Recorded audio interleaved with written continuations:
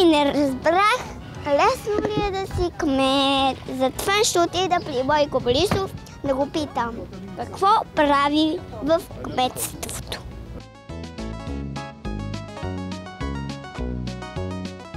Аз съм Даниел Карадочев от предаването Аз мога, аз да. Мога ли да ви задам няколко въпроса? Можеш всичко да правиш. Лесно ли е да си кмет? Лесно. Кмет професия ли е?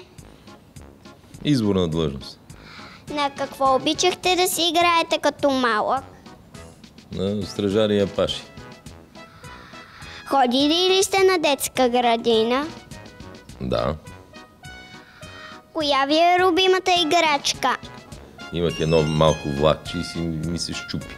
Като се щупи влакчето, аз съм излезъл, бил съм колко тебе и съм го сложил в градината пред нас в Банкия и съм го насадил и съм чекал да поникне влакче.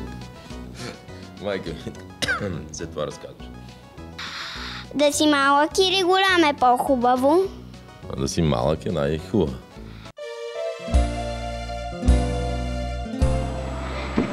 Ние, децата от Аз мога, аз знам, каним Бойко Борисов на нашото влакче, което никой не може да спре. А по-късно ще попитаме министър-председателя какво прави за държавата и за децата.